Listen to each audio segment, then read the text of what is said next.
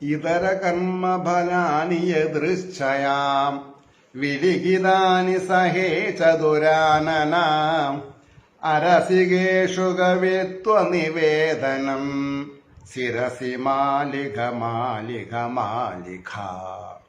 ഇതര കർമ്മഫലാനി യദൃച്ഛയാം വിലിഖിതാനി സഹേ ചതുരാനനാം അരസികേഷു കവിത്വനിവേദനം ശിരസി മാലിക മാലിക മാലിക. നോക്കാം. അല്ലയോ ബ്രഹ്മദേവാം, അങ്ങ് മറ്റു കർമ്മങ്ങളും ഫലങ്ങളും എഴുതിയിരിക്കുന്നു. എന്നാൽ അരസികന്മാരുടെ ശിരസിൽ കവിത്വം എഴുതരുതേ. ബ്രഹ്മദേവൻ തന്റെ എഴുത്താണി കൊണ്ട് ഓരോ പ്രജകളുടെയും ശിരസിൽ എഴുതുന്നു എന്ന് കാവ്യ ഭംഗിയോടുകൂടി പറയാണ്. സത്യത്തിൽ സംഭവിക്കുന്നത് എന്താ? അവരവരുടെ കർമ്മം കൊണ്ടാണ് നമ്മൾ രസികന്മാരാവണതും രസികന്മാരല്ലാതെ ഉണ്ടാവണത്. അപ്പം അത് ഒരു ഒരു ഒരു ഒബ്ജക്റ്റിവിസം, ഒരു എന്താ പറയുക, ആത്മാർത്ഥത, ആത്മാവിന് അർത്ഥം അറിയാൻ വേണ്ടി നമ്മൾ എന്ത് ചെയ്യണു? ഓരോ കഥാപാത്രങ്ങളെ തിരഞ്ഞെടുക്കും.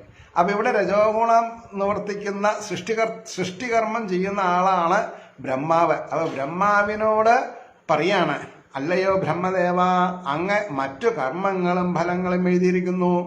എന്നാൽ അരസികന്മാരുടെ ശിരസിൽ, രസികത്വം ഇല്ലാത്തവരുടെ ശിരസിൽ കവിത്വം എഴുതരുത് എന്ന് പറഞ്ഞാൽ എന്താ അർത്ഥം?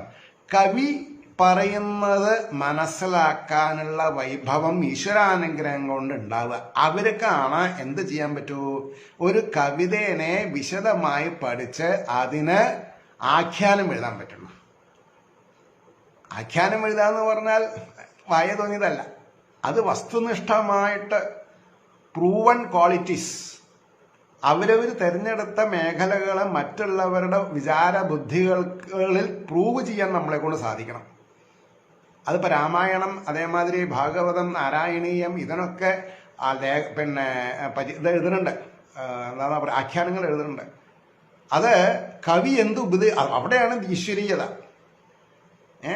അപ്പൊ എല്ലാവരുടെയും ശിരസിൽ ബ്രഹ്മദേവനാണ് ചെയ്യേണ്ടുന്ന കർമ്മങ്ങൾ എഴുതുക എന്നാണല്ലോ വിശ്വാസം.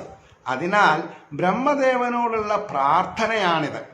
ഹേ ബ്രഹ്മദേവ, അരസികന്മാരെ, രസിക്കാൻ കഴിവില്ലാത്തവരെ, അരസികന്മാരായ വ്യക്തികളുടെ തലയിൽ ഏത് പ്രവൃത്തി വേണമെങ്കിലും ചെയ്യാൻ എഴുതി വെച്ചുകൊള്ളൂ. പക്ഷേ യാതൊരു കാരണവശാലും ആസ്വാദകരല്ലാത്തവരുടെ തലയിൽ കവിത എഴുതാനുള്ള വര ഒരിക്കലും വരയ്ക്കരുത്. ഇല്ലേ? അതായത് ചിലവര് അത്യാവശ്യം മുൻജന്മ സുഹൃതങ്ങളും ദുരിതങ്ങളും വെച്ചിട്ടാണ് ഭഗവാൻ ഈ ജന്മം തന്നിട്ടുണ്ടാവുക. അതിന് വലിയ പോരായ്മ ഉണ്ടാവില്ല. എന്നാലും ഞാൻ വിചാരിച്ച മാതിരി ആയില്ല. നമ്മൾ വിചാരിച്ച മാതിരി എങ്ങനെയാവുക? അത് ഈശ്വരന്റെ കുറ്റമല്ല. അപ്പൊ ഇനി എങ്ങനെ ആവണം എന്നുള്ളത് നമുക്ക് തീരുമാനിക്കാം. അതിനനുസരിച്ച് നമ്മൾ പ്രവർത്തിക്കണം എന്ന് മാത്രം. അത് പ്രവർത്തിക്കാതെ കൊണ്ട് ഈ ജന്മത്തെ നിന്ദിച്ചും കൊണ്ട് പാപത്തിൽ നിന്ന് കൂടുതൽ പാപത്തിലേക്ക് വഴുതി വീടരുത്.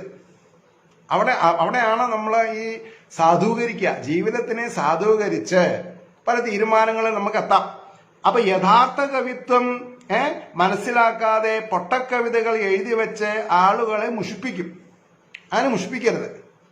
ഇപ്പൊ പ്രഭാഷണം ചെയ്യുമ്പോൾ ചിലവർ പറയും, ഈ പോസ്റ്റ് എഴുതുമ്പോൾ അറിയുന്ന ഭാഷയിൽ എഴുതൂ, ഞങ്ങൾക്ക് അറിയുന്ന ഭാഷയിൽ. അതെങ്ങനെയാ എഴുതുക? ഒരു സബ്ജക്റ്റിന്റെ ഗ്രാവിറ്റി അതിനനുസരിച്ചിട്ട് നമുക്ക് എഴുതാൻ പറ്റുള്ളൂ. അതിൽ നിന്ന് താഴാൻ പറ്റില്ല. അപ്പോ ആ രീതിയിലേക്ക് നമ്മൾ ഉയരാൻ ശ്രമിക്കാതെ കണ്ട്, സ്വാധ്യായം ചെയ്ത് ദൈവീകത എന്താണെന്ന് അറിയാതെ കണ്ട്, ദൈവിക പരിവേഷമുള്ള പോസ്റ്റുകളെ നമ്മൾ ഭാഷ കുറച്ചുകൂടി ലളിതമാക്കാൻ എഴുതുമെന്ന് പറഞ്ഞാൽ എങ്ങനെ എഴുതുക? അതുകൊണ്ടാണ് പറഞ്ഞത്. അപ്പോ അത് മാത്രമല്ല, കവിതകളുടെ ആസ്വാദന ഭംഗി തന്നെ ഇല്ലാതാക്കി കളയുകയും ചെയ്യും. അങ്ങനെയുണ്ട്. ഇതിനൊരു മീറ്റർ ഉണ്ട്. ഒരു കവിത എഴുതുമ്പോൾ വായ തോന്നിയത് എഴുതിയിട്ട് പ്രതിഫലിപ്പിക്കില്ല. അത് പദ്യമാണോ ഗദ്യമാണോ എന്നുകൂടി മനസ്സിലാക്കാനുള്ള ബുദ്ധി എഴുത്തുകാരൻ എഴുത്തുകാരന് വേണം. പദ്യമല്ല പിന്നെ ഗദ്യമല്ലാത്ത ഭാഷയിലാക്കിയിട്ട് കാര്യമില്ല. അതിന് ചില പ്രാസങ്ങള്, അതേപോലെ പിന്നെ എന്താണ് പറയുക, ചില മീറ്റേഴ്സ്. അപ്പോ ആധുനിക കവിത എന്ന പേരിൽ പരസ്പര ബന്ധമില്ലാതെ വൃത്തമോ അലങ്കാരമോ ഇല്ലാത്ത വരികൾ എഴുതി കൂട്ടുന്നവരെയൊക്കെ ഈ ഗണത്തിൽ പെടുത്താം. ഇവർ ഒരിക്കലും നല്ല രചനകൾ നടത്തുകയുമില്ല, മറ്റുള്ളവരെ അംഗീകരിക്കുകയുമില്ല. അതാണ് ഏറ്റവും മോശമായിട്ടുള്ള സ്വഭാവം. മറ്റുള്ളവരെ കൂട്ടാക്കാതെ കണ്ട് മറ്റുള്ളവരുടെ അനുഭവ സമ്പത്തുകളെ നിഷ്കരുണം നിരാകരിക്കുക. അത് പാടില്ല. അത് വലിയൊരു പരാജയമാണ് ജീവിതത്തിൽ.